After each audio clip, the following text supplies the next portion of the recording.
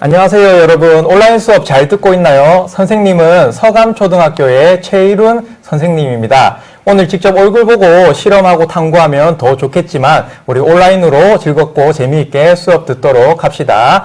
오늘 수업을 도와줄 두 친구가 여기 나와 있습니다. 안녕하세요. 저는 안민초등학교 5학년 강재현입니다. 오늘 선생님과 함께 바이러스 수업을 재밌고 즐겁게 진행할 수 있도록 하겠습니다. 안녕하세요. 저는 교동초등학교 5학년 김주현입니다. 오늘 여러분들이 궁금해하는 바이러스에 대해서 잘 알려줄 수 있도록 노력하겠습니다. 그리고 오늘 수업을 도와줄 또 한 분의 선생님이 계십니다. 안녕하십니까. 명원초등학교 김종훈입니다. 오늘 여러분 즐겁고 재미있는 공부를 할 수 있도록 최선을 다해 노력하도록 하겠습니다. 화이팅! 네, 두 학생과 선생님 한 분 정말 감사합니다. 여러분들도 오늘 수업을 채팅을 통해 참여할 수가 있습니다. 그래서 선생님이 하는 질문에 채팅을 통해 답을 해보면 되겠습니다. 여러분들 요즘에 온라인 수업에서 과학 실험을 많이 못했을 것 같아요. 그래서 선생님이 집에서 간단히 할 수 있는 과학 실험 4가지를 볼 수업하기 전에 간단히 몸풀기로 소개해 드리려고 해요. 방금 김정훈 선생님이 급하게 가신다고 여기 탁구공을 놓고 가셨네요. 그래서 선생님이 조금 특별한 방법으로 탁구공을 전해주려고 해요. 여기 깔때기에 탁구공을 놓고 있는 힘껏 불어서 김정훈 선생님께 전해주려고 합니다. 과연 어떻게 될지 한번 봅시다. 선생님이 있는 힘껏 불었는데도 탁구공이 김종호 선생님께 가지 않아요. 한 번 더 해볼게요. 자, 탁구공이 가나요? 아니요. 탁구공이 가지 않죠. 여러분들도 집에서 한번 실험해 보도록 하세요. 이 실험 관련된 원리나 그런 내용들은 선생님이 설명해 줄 시간이 부족해서 나중에 네이버 밴드에 적어 놓으면 선생님이 답변을 드리도록 하겠습니다. 자, 두 번째 실험입니다. 두 번째 실험은 빨대와 색종이로 만들 수 있는 실험입니다. 자, 빨대를 이렇게 한 5cm 정도로 자르고 색종이를 붙였습니다. 선생님이 이 실험놀이 기구를 만든 이유는 선생님이 아기가 있는데 아들이 이렇게 지금 코로나 때문에 밖에 못 나가니까 조금 새처럼 이렇게 날개를 퍼덕일 수 있는 장난감을 만들어 주고 싶어서 만들어 봤습니다. 그러면 여기 빨대에 바람을 불면 이 종이가 어떻게 될까요? 종이가 펄떡펄떡 거릴 것 같아요. 펄떡펄떡거리면서 옆으로 벌어질 것 같다, 맞죠? 왜냐하면 바람이 가운데에서 나오니까. 과연 어떻게 될지 이 두 친구들이랑 같이 실험을 해보도록 하겠습니다.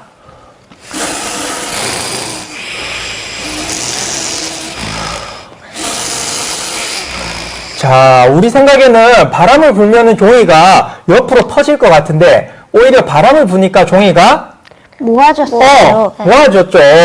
요것도 한번 집에서 실험을 해보도록 하세요. 자, 세 번째 실험입니다. 자, 여러분들 여기 페트병 안에 뭐가 들어있나요? 풍선이요. 풍선이 들어있죠. 이 페트병 안에 풍선을 불려면 어떻게 하면 되겠습니까? 풍선 넣고 불어보면 되지 않을까요? 풍선을 꽂아서 불어보면 되겠죠.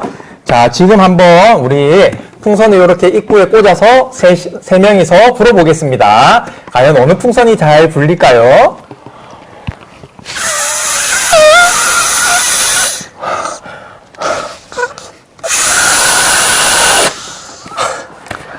선생님이 있는 힘껏 불어도 풍선이 안 불려요. 자, 그런데 여러분 여기에 마술을 하나 부리면 풍선이 잘 불립니다. 그 마술이 뭐냐? 이 페트병에 구멍을 뚫어 볼게요, 한번. 자, 구멍을 뚫을 때는 어른에게 도움을 요청하거나 장갑을 끼고 안전하게 뚫어 봅시다.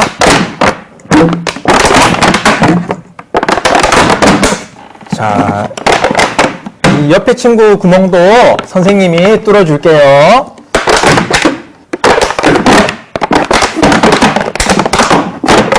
자,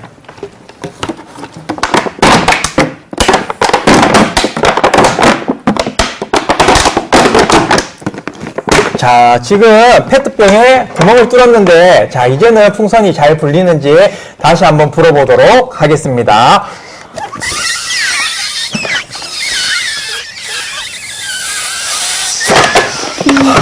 여러분들 지금 풍선 잘 돌리는 거 보셨죠? 왜 구멍 뚫기 전에는 안 불렸는데 구멍을 뚫어서 부를 수 있었을까? 이것도 한번 집에서 다 쓴 페트병과 풍선을 이용해 실험해 보도록 하세요. 자, 마지막 실험입니다. 자, 마지막 실험은 선생님이 또 집에서 선생님 애기한테 분수를 보여주고 싶었어요. 그래서 여기 빨간색 식용색소를 페트병 안에 넣었습니다. 분수를 보여주려면 어떻게 해야 할까요? 구멍을 구멍을 뚫어요. 뚫어서 구멍을 뚫어서 보여줘야겠죠. 그래서 선생님 여기 한번 구멍을 뚫어 볼게요. 자, 구멍을 뚫었습니다. 이상하게 물이 안 나오는데 하나 더 뚫어 볼까요? 자, 뚫어봤어요, 구멍을. 자, 물이 나옵니까, 지금? 아니에요. 안 나오죠. 그래서 선생님이 왜 구멍을 뚫었는데 물이 안 나올까? 자, 궁금하죠? 요 비밀은 바로 뚜껑에 있습니다. 뚜껑을 선생님 한번 열어볼게요. 자, 뚜껑을 여니까 물이 어떻게 됩니까? 물이 물이 나와요. 나와요. 물이 나오죠. 뚜껑을 닫으면 안 나와요. 물이 안 물이 안 나옵니다. 여러분들 다시 뚜껑을 열면 물이 또 나오겠죠? 자, 신기하죠, 여러분들? 집에서도 이렇게 간단히 페트병, 물, 풍선, 탁구공, 색종이만 있으면 다양한 실험을 할 수 있습니다. 여러분들 온라인 수업 받으며 이렇게 실험을 한번 해보도록 하세요.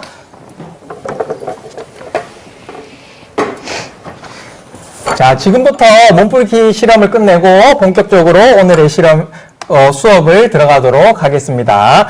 지금 두 친구들 앞에 다양한 모형들이 있는데 두 친구들 생각에는 어떤 모형 같나요? 안 그래도 아까부터 눈에 띄었는데 동글동글한 건 조그마한 탁구공 같아요. 오징어 같이 생긴 것도 있어요. 이렇게 생긴 모형들은 처음 보는데 이게 뭐죠? 자, 여러분들도 처음 볼 것 같은데 이 모형들은 바이러스 모형들입니다. 우와, 바이러스에 따라 그 구조도 이렇게 다르네요. 네, 맞습니다. 여러분들은 바이러스에 대해 얼마나 알고 있나요? 요즘 한창 예방 중인 코로나19 바이러스를 알고 있어요. 저도요. 그런데 조심해야 한다는 것은 알겠는데 바이러스가 정확하게 무엇인지 그리고 왜 마스크 착용과 손 씻는 것이 중요한지는 모르겠어요. 자, 많은 친구들이 궁금해할 것 같은데 그래서 오늘은 바이러스에 대해 배워보는 시간을 가지도록 하겠습니다. 아, 선생님, 이게 뭐죠? 친구들이 무서워할 만한 바이러스 사진들이 나왔는데 메르스, 사스, 에이즈, 스페인 독감, 그리고 코로나19까지 우리 인류를 괴롭혀온 바이러스들입니다. 코로나19가 처음이 아니었네요. 선생님, 여기 보면 스페인 독감은 1918년부터라고 되어 있는데 바이러스가 이렇게 오래전부터 있었나요? 자, 여러분들 스페인 독감 1918년이라 되어 있는데 그럼 바이러스는 도대체 언제부터 있었을까? 많은 친구들이 궁금해할 것 같은데 거기에 대한 답은 선생님이 OX 퀴즈로 한번 답변을 해보도록 하겠습니다. 자, 첫 번째 문제입니다. 바이러스는 인간보다 먼저 지구에 있었다. 먼저 지구에 있었다고 생각하면 O를, 아니다, 인간이 먼저 지구에 있었다 생각하면 X를 들면 되겠습니다. 지금 화면을 통해 온라인 수업을 받는 친구들은 네이버 밴드 라이브 방송의 채팅창으로 OX 의견을 내주시면 되겠습니다. 시간은 선생님이 5초 정도 드리겠습니다.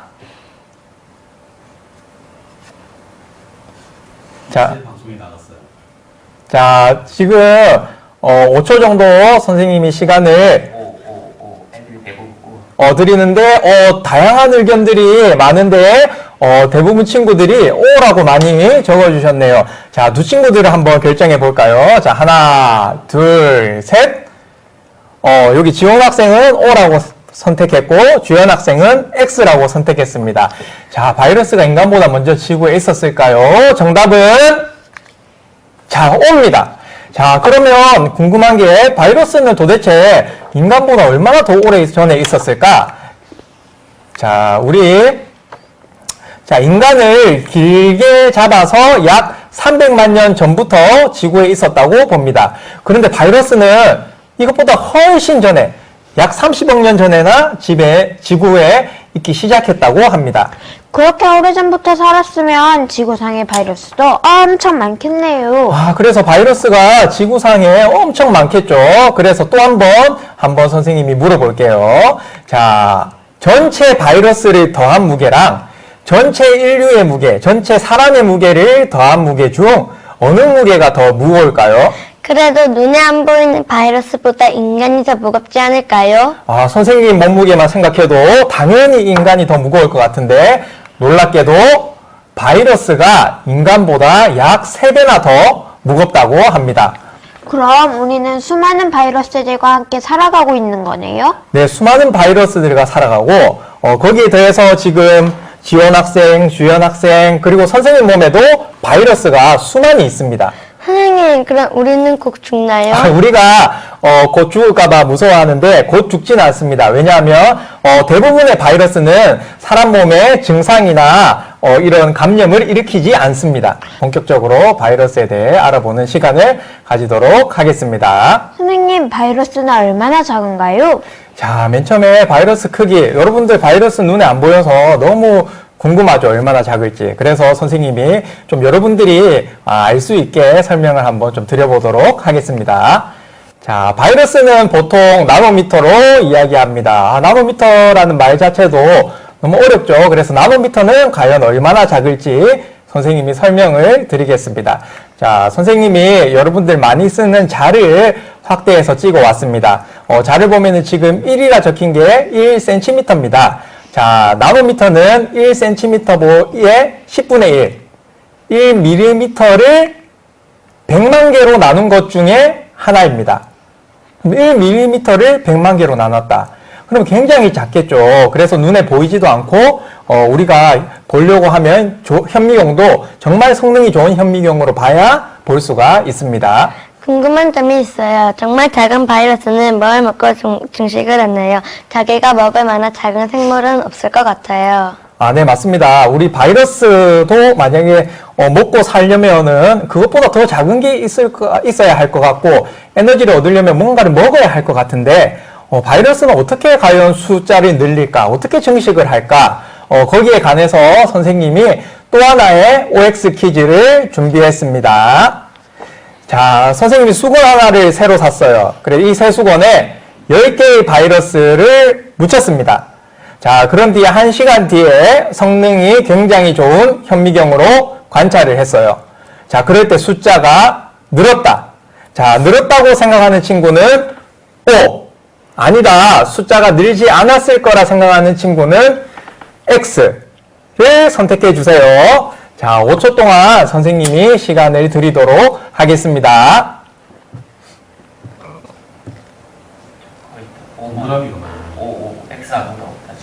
자, 지금 보면은, O라는 친구들이 굉장히 많습니다. 그러면, 바이러스가 숫자가 늘었다고 많이 생각하는 것 같은데, 여기, 두 친구들의 의견을 한번 들어보도록 할게요. 자, 하나, 둘, 셋. 한 친구는 지연이는 O, 그 다음에 규현이는 X라 들었는데, 정답은 X입니다. 자, 여러분들 많이 O라고 생각했는데, 바이러스는 살아있는 세포 밖에서는 활동을 전혀 할 수가 없습니다. 자, 바이러스는 살아있는 세포를 만나야만 그 세포에 기생하며 수를 늘릴 수 있습니다. 조금 더 여러분들 알기 쉽게 설명하자면 지금 스마트폰이나 노트북을 통해서 수업을 듣고 있을 건데 자, 바이러스는 세포 밖에서는 전원이 꺼진 것과 같아요. 안에 좋은 프로그램, 많은 프로그램이 있어도 얘네들이 세포 밖에 있을 때는 활동을 못합니다. 그런데 살아있는 세포를 만나는 순간 얘네들 전원이 탁 켜지면서 그때부터 세포를 이용하면서 우리 사람 몸에 있는 세포를 이용해서 숫자를 늘리고 영양분을 섭취하기 시작합니다. 그럼 바이러스는 어떤 구조를 가지고 있죠? 눈에 안 보일 만큼 작다고 하는데 저도 그 구조가 궁금해요. 자, 그러면 과연 바이러스는 어떤 구조를 갖고 있길래 살아있는 세포와 결합하고 또 우리 몸에 있는 세포를 이용할까? 자, 거기에 대한 설명은 선생님이 물론 바이러스마다 종류마다 구조가 다 다릅니다. 그런데 지금 한참 유행하는 코로나19 바이러스 구조를 통해서 설명을 드리도록 하겠습니다. 선생님, 유전체를 품고 있는 왕관 모양 같아요. 자, 지금 지원이 말대로 여기 왕관 모양을 닮았습니다. 이 코로나19에서 코로나라는 말 자체가 라틴어로 왕관을 뜻합니다. 왕관 모양을 닮아서 코로나19라는 이름이 붙었습니다. 바이러스 구조 안에는 여기 유전 물질이라고 해서 RNA가 안에 들어있고 이 RNA를 단백질이 둘러싸고 있는 구조입니다. 여기서 보면 좀 특별한 단백질이 보입니다. 자, 무슨 단백질이 보이나요? 스파이크 단백질이요. 네, 스파이크 단백질이라고 보이죠. 이 스파이크 단백질이 우리 몸에 침투하는 데 중요한 역할을 합니다. 딱 생긴 것만 봐도 뾰족뾰족해서 살아있는 세포와 막 결합하기 쉽게 생겼죠. 자, 이 살아있는 세포에 코로나19 바이러스가 침투하는 모습입니다. 스파이크 단백질이 침투할 때 또 역할을 해서 살아있는 세포 속으로 들어가면 그때부터 자기 스스로를 이렇게 증식을 하면서 숫자가 늘어나기 시작합니다. 선생님, 바이러스, 특히 신종 코로나19 바이러스의 치료제가 나올 때까지 우리가 바이러스에 안 걸리도록 예방하는 것이 정말 중요하겠네요. 우리가 어떻게 바이러스를 예방할 수 있을까요? 자, 우리가 바이러스를 예방하는 방법을 알기 전에 어떻게 감염되는지가 또 중요합니다. 자, 여기 바이러스에 걸린 사람이 있습니다. 여기에 안 걸린 사람이 있습니다. 그러면 여기 바이러스 걸린 사람에게서 안 걸린 사람으로 어떻게 바이러스가 옮겨갈까요? 바이러스는 세포 속에서 기생하니까 그 사람이 내뿜는 분비물 같은 것이 들어오는 경우일 것 같은데요. 네, 맞습니다. 우리 사람이 내뿜는 분비물 중 가장 많은 분비물이 바로 침이죠. 이 침방울을 비말이라고 합니다. 이 비말을 통해서 다른 사람에게 바이러스가 감염이 잘 일어납니다. 손을 씻는 것도 중요하겠어요. 네, 맞습니다. 우리가 마스크를 잘 착용해서 비말을 예방하고 그 다음에 손을 자주 씻어 손에 묻은 바이러스 같은 것도 씻겨내는 게 중요합니다. 그래서 지금 선생님이 두 친구들과 함께 마스크 착용이 얼마나 중요한지에 관한 실험 영상을 찍었습니다. 실험 영상을 통해 마스크를 꼭 착용해야겠구나 하는 그런 생각을 하면 좋겠습니다. 자, 실험 영상 지금부터 보겠습니다. 그런데 여러분들 요즘에도 마스크 잘 쓰고 있나요?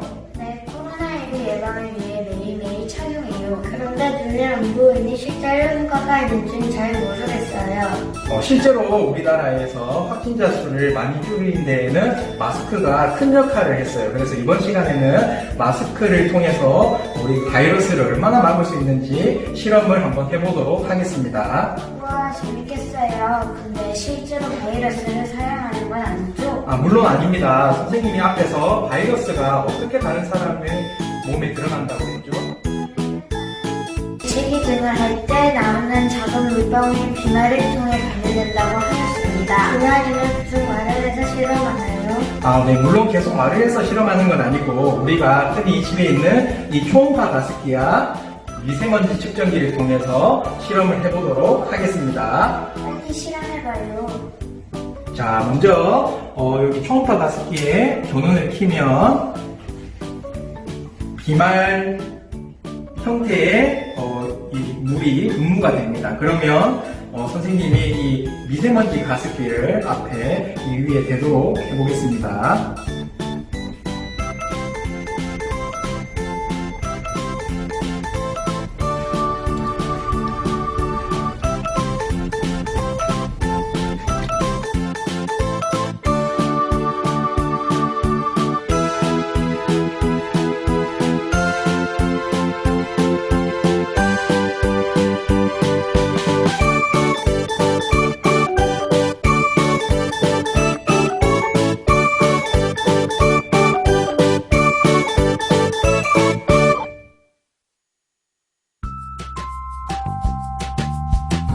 수치가 500까지 올라갔어요. 자, 그럼 이제 지원 학생이 마스크를 한번 막아서 이 마스크가 비말을 얼마만큼 막아줄 수 있는지 확인해 보겠습니다.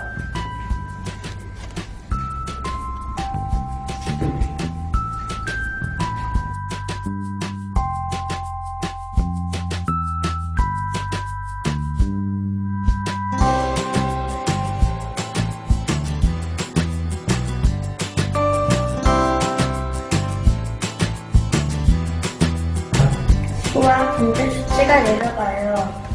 마스크가 바이러스를 예방하는데 정말 중요한 것 같아요. 선생님, 그런데 기침이나 재채기는 할 때 비말이 훨씬 강하게 나오고 멀리 퍼지지 않나요? 네, 맞습니다. 우리가 기침이나 재채기를 할 때는 비말이 훨씬 멀리 그리고 강하게 퍼지죠. 그래서 선생님이 여기 선풍기를 활용해서 비말이 멀리 강하게 퍼질 때를 한번 생각해서 실험을 해보도록 하겠습니다.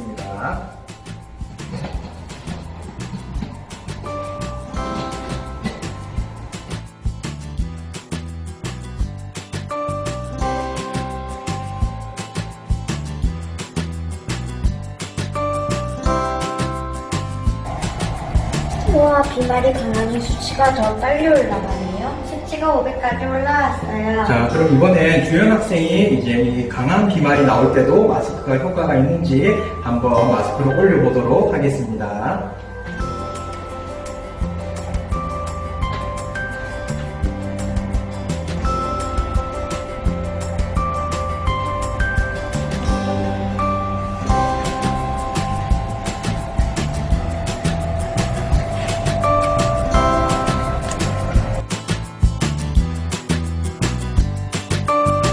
와, 정말 수치가 점점 빨리 내려가요. 비말이 강하게 나와도 마스크를 통과하지 못하네요. 마스크 정말 중요한 것 같아요. 네, 우리 모두 항상 마스크를 바르게 착용해서 바이러스를 예방하도록 합시다. 선생님, 마스크를 착용하는 것만큼 손 씻기도 중요하죠. 네, 맞습니다. 마스크를 착용하는 만큼 손 씻기도 정말 중요합니다. 바이러스가 묻었을 때 그 손을 가지고 입에 갖다 대게 되면 바이러스에 감염될 수 있습니다. 그래서 선생님이 손에 있는 세균이나 바이러스가 얼마나 쉽게 다른 친구들에게 옮겨질 수 있는지에 관해서 깜짝 실험을 한번 해봤습니다. 그리고 두 친구들과 함께 깜짝 실험을 해봤는데 한번 재밌게 보면서 손 씻기가 얼마나 중요한지에 대해서 한번 보도록 합시다. 선생님, 그럼 빨리 실험 영상을 봐요. 네, 바로 볼게요.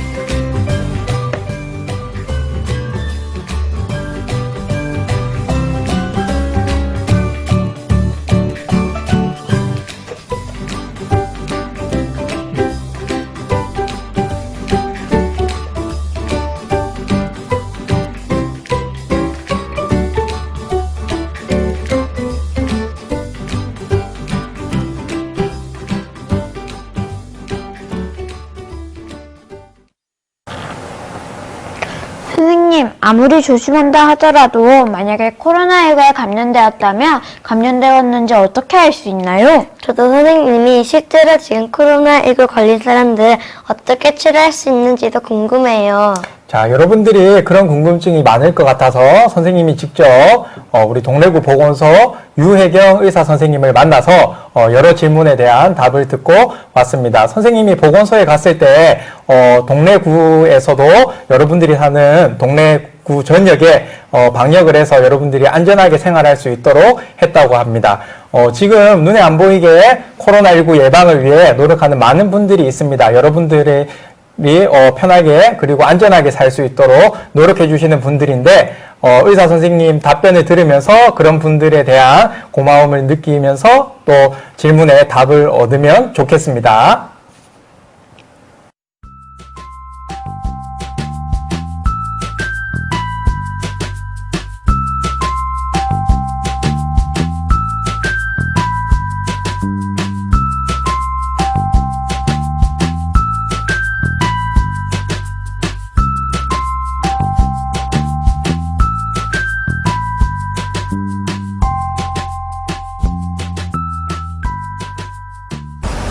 선생님, 코로나19 바이러스에 감염되었는지는 어떻게 알 수 있나요? 코로나 증상은 일반 감기나 독감과 매우 증상이 비슷하기 때문에 코로나인지 아닌지 증상만 가지고는 구분하기 어렵습니다. 그래서 코로나 감염이 강력히 의심될 때에는 진단검사가 필요합니다. 진단검사는 유전자 검사를 통해서 하게 되는데 그 진단검사 자체는 전문 검사기관에서 하게 됩니다. 보건소에서는 진단검사를 위한 검체 채취를 하고 있습니다. 검체 채취는 어떻게 하는 것인가요? 검체 채취는 진단을 위해서 필요한 물질을 그러니까 환자로부터 얻어내는 과정입니다.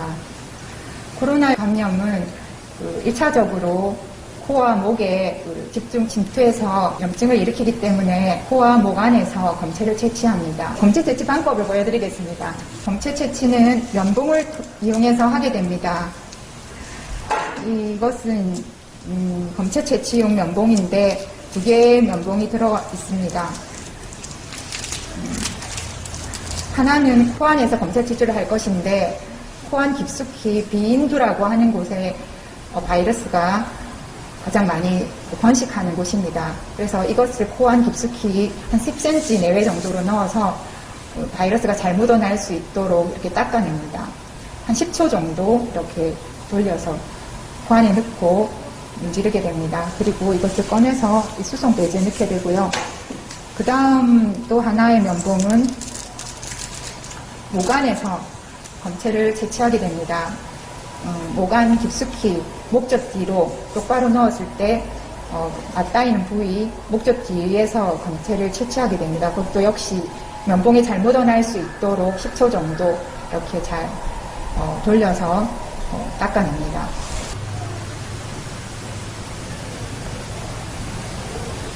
코로나 바이러스는 어떻게 치료할 수 있나요? 지금 현재 코로나 감염을 치료하는 치료제는 나와 있지 않습니다. 보통 바이러스 치료제는 항바이러스제라고 하는데 바이러스의 복제라든지 증식 과정을 차단하는 그런 약제입니다. 지금 현재 연구 중에 있는 것으로 알려져 있습니다. 그렇지만 코로나에 감염되었을 때 대부분 증상이 가볍고 감기처럼 가볍게 앓고 지나가는 경우가 많기 때문에 특별한 치료가 필요치 않은 경우가 많이 있습니다. 그리고 심한 경우에는 기존에 나와 있는 항바이러스제를 시도하고 있는 것으로 알고 있습니다. 아이들에게 당부하고 싶은 말씀이 있으신가요? 오늘 수업을 통해서 바이러스에 대한 관심이 생겼으면 좋겠고 또 효과적으로 전염병을 차단하는 방법을 잘 배울 수 있었으면 좋겠습니다. 그리고 앞으로 여러분들 가운데 바이러스에 대한 전문가가 나왔으면 하는 바람입니다. 감사합니다.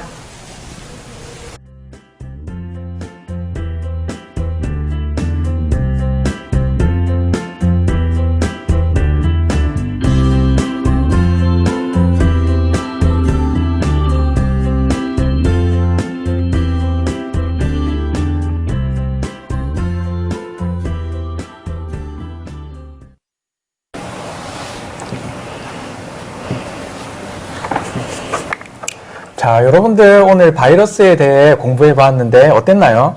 네, 오늘 바이러스에 대해 정말 많은 것을 알게 되었어요. 코로나19도 무서운 바이러스긴 하지만 우리가 조심한다면 충분히 예방할 수 있다는 것도 알게 되었어요. 오늘 이렇게 바이러스에 대해 배워봤는데 수업을 본 친구들은 어떤 점이 궁금한지 알고 싶어요. 네, 그리고 저도 궁금한 점이 몇 가지 있어요. 자, 그럼 지금부터 우리 바이러스 Q&A 시간을 가지도록 하겠습니다. 궁금한 점을 이제 네이버에 밴드에 올려주면 선생님이 답을 드리도록 할게요. 아까 영상을 보면서 우리 윤한결 친구가 코로나19 바이러스가 감염이 되지 않는 물체가 있나요? 이렇게 하고 물었습니다. 여기에 답변을 할 건데 다른 친구들도 묻고 싶은 거 다 물어보면 됩니다. 자, 코로나19 바이러스의 감염은 아까 어느 세포한테만 가능하다고 했죠? 살아있는 세포. 살아있는 세포한테만 가능하다고 했죠. 근데 코로나 바이러스에 감염이 되지 않는 물체, 감염이 되지 않는다. 증상은 나타나지 않지만 물체로 얘기하면은 코로나 바이러스는 우리 종이 택배 상자 같은 거 있죠. 택배 상자에서는 하루를 살 수 있습니다. 그런데 강철 플라스틱에서는 2, 3일을 살 수 있어요. 수업 듣는 생각 이렇게 생각할 거예요. 자, 선생님 강철 플라스틱 이런 거 저랑 아무 상관없어요. 이렇게 생각할지 모르는데 여러분들 계속 들고 있어요. 휴대폰 있죠?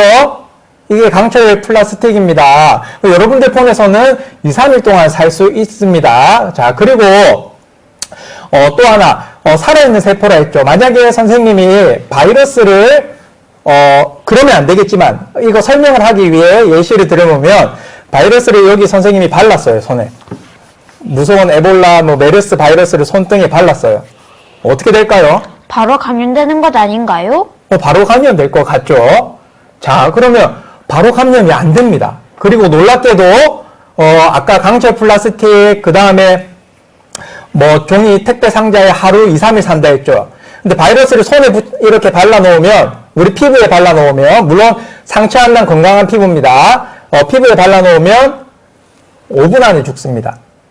우리 피부에는 자연 이렇게 보호할 수 있는 향균 물질이 나와요. 그래서 피부에 발라놓은 바이러스들은 5분 안에 5분 만에 다 죽습니다. 그런데 선생님이 이거는 예를 든 거고 절대로 바이러스가 손에 묻어도 괜찮겠지 하고 하면 안 됩니다.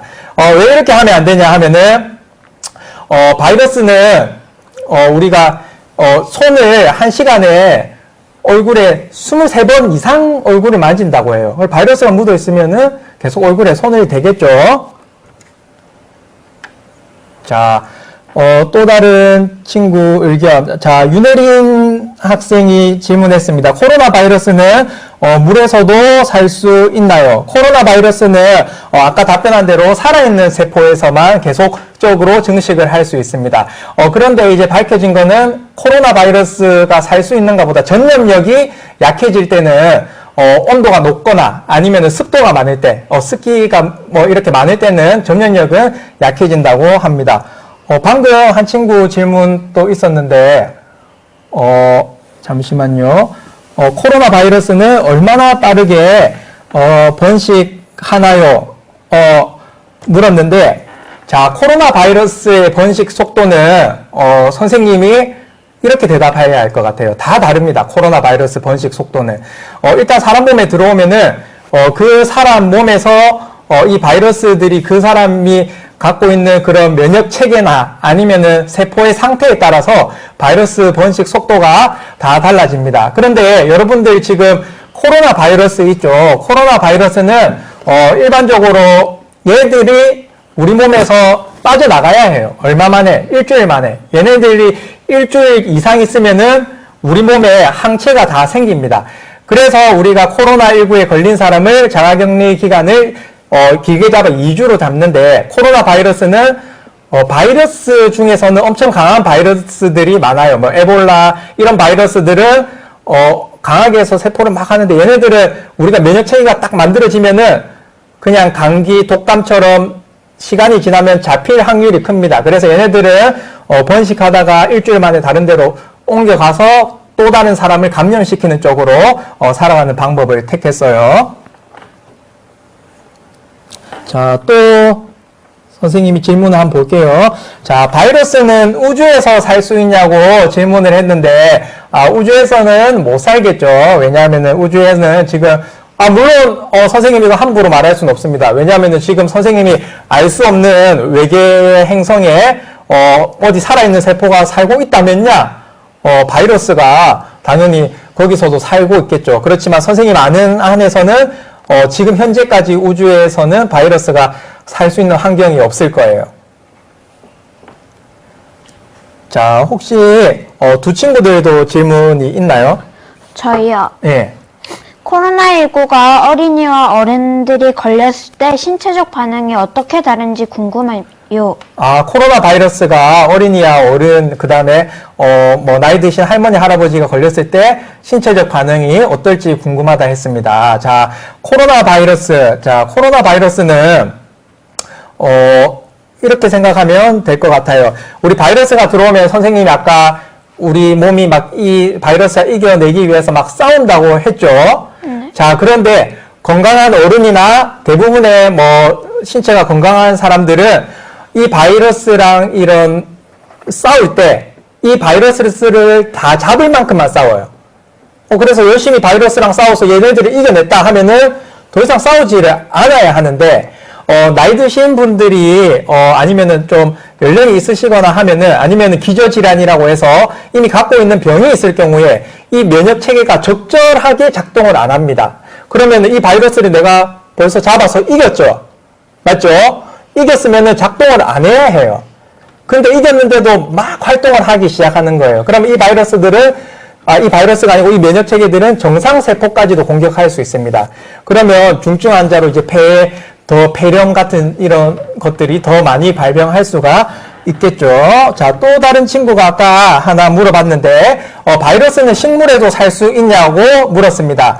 자, 여기 박테리오파지 바이러스는 세균 속에서도 삽니다. 자, 세균이 바이러스보다 클까요, 작을까요? 작아요. 작아요. 자, 두 친구 다 작다고 생각하는데 바이러스가 세균보다 1000배나 더 작습니다. 그럼 이 바이러스들이 세균 속에서도 이렇게 침투를 해서 생활하기도 하고, 자, 이 바이러스는 담배 모자이크 바이러스입니다. 담배 모자이크 바이러스는 여러분들 그 담배 잎이 있는데 담배 잎에서 살아나면서 이 바이러스가 담배 잎을 막 엉망으로 만들어서 식물에 해를 끼치는 바이러스입니다. 자, 그리고 코로나 걸리면 꼭 열이 나요. 코로나 걸리면 무증상인 사람들 말고는 전부 열이 나게 돼 있습니다. 왜냐하면은 우리 몸이 바이러스랑 싸울 때 자동으로 열이 올라가요. 왜 그러냐 하면은 우리 몸이 1도 오르죠. 우리 체온이 1도 정도 오르면은 바이러스 생존율이 40-50% 떨어져요. 그래서 우리가 몸이 아플 때 열이 나는 증상은 내가 이러다가 큰일 나겠구나 생각하면 안 되고, 지금 내 몸에 있는 면역 세포들이 바이러스랑 열심히 싸우고 있구나라고 생각하면 되겠습니다.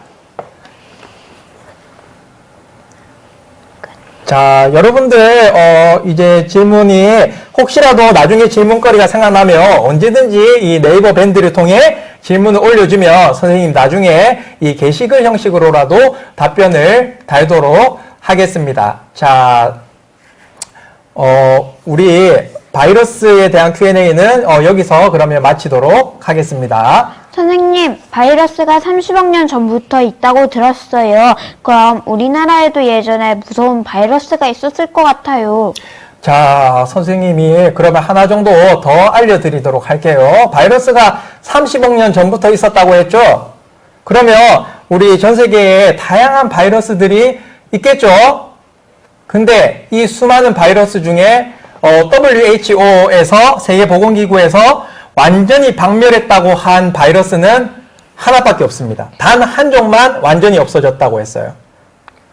자, 그 바이러스와 관련된 얘기인데, 자, 우리나라에도 아까 지원 학생 물음처럼 그 천연두라는 바이러스인데, 이 천연두라는 바이러스가 굉장히 사람들에게 많이 전염됐어요. 이 천연두라는 바이러스는 공기로도 전염이 돼서 사람들에게 지금 더 많이 전염이 됐다 보면 됩니다. 비말이랑은 차원이 다를 정도로 공기로는 많이 퍼지거든요. 그럼 그때도 지금의 질병관리본부처럼 우리나라 바이러스 치료를 위해 노력하신 분이 있나요? 네, 물론 그때도 우리 질병관리본부처럼 바이러스 예방과 치료를 위해 노력하신 분이 있습니다. 자, 여러분이 많이 알 것 같은데 선생님이 인물 퀴즈를 한번 내볼게요. 여러분이 살고 있는 동래구에서 동래 부사로 일하셨고, 거기다가 이 천연두라는 바이러스의 예방과 퇴치를 위해서 정말로 힘쓰신 분입니다. 자, 누구일까요? 혹시 종두법? 종두법. 종두법 하면은 거의 다 나왔는데. 자, 허준. 아쉽습니다. 허준은 아닙니다. 자, 여러분들, 아마 이름 들어보면은 딱 이 사람이구나 하고 많이 알 수도 있을 것 같아요. 바로 지석영 선생님입니다. 우리 지석영 선생님이 하신 일과 생애 업적에 관해서 영상을 한번 보도록 하겠습니다. 동네의 인물, 현대의학의 선구자, 지석영. 조선시대에도 지금의 코로나와 같은 천연두라는 바이러스성 전염병으로 많은 사람들이 아프거나 목숨을 잃었습니다. 그러나 이를 치료하거나 예방할 방법이 마땅히 없었습니다. 이에 지석영은 천연두를 막을 획기적인 방법이 없을까? 라고 생각했습니다. 그러던 중 스승 박영선이 수신사에 발탁되어 일본의 파견을 가 지석영에게 종두귀감을 구해주었습니다. 종두귀감은 종두법, 즉 천연두 예방을 위해서 백신을 피부에 접종하는 것에 관한 책입니다. 하지만 종두귀감 독학으로는 오두를 직접 접종하는 데 한계가 있었습니다. 그리하여 지석영은 일본 해군이 부산에 세운 재생의원을 찾아가 원장으로부터 종두법을 배우고 시술법도 익혔습니다. 하지만 우두의 원료가 되는 두묘를 만드는 방법에 대해서는 원장도 알지 못했습니다. 1880년 1월 지석영은 두묘 3개와 종두침 2개를 구해 서울에서 종두를 실시합니다. 얼마 지나지 않아 두묘를 모두 사용한 지석영은 더욱 많은 사람들에게 종두를 시술하기 위해 두묘 제작 기술을 배워야겠다고 결심합니다. 그러던 중 수신사 김홍집의 비서로 일본에 건너가 두묘 제작 기술 등 종두법을 전문적으로 배웁니다. 일본에서 두묘 제작 기술을 완전히 배운 지석영은 1880년 9월에 귀국하여 서울의 한성종두사라는 종두장 건립으로 본격적인 우두 접종 사업을 시작했으나 1882년 이무군란으로 종두장은 불타 없어지게 됩니다. 꼭 내가 아니더라도 누구든 쉽게 종두를 시술할 방법을 정리해야겠다. 그리하여 지석영은 우리나라 최초의 종두법 전문서인 동시에 최초의 서양식 의학책인 우두신서를 집필하게 됩니다. 그 후 지석영은 1895년 동래부사, 동래부관찰사로 부임하였고 그의 가부개혁에 참여하여 종두규칙을 만들어 생후 70일에서 돌 무렵 아기들에게 우두 접종을 의무화하는 한편 예방접종의 필요성을 꾸준히 홍보하였습니다. 지석영 선생님은 의료위생 문제에 관한 책인 신학신서를 집필하는 등 1935년생을 마감할 때까지 예방의학의 중요성 전파와 위생 인식 개선을 위해 노력하셨습니다. 그의 이러한 노력들은 그를 우리나라 현대의학의 선구자로 만들었습니다.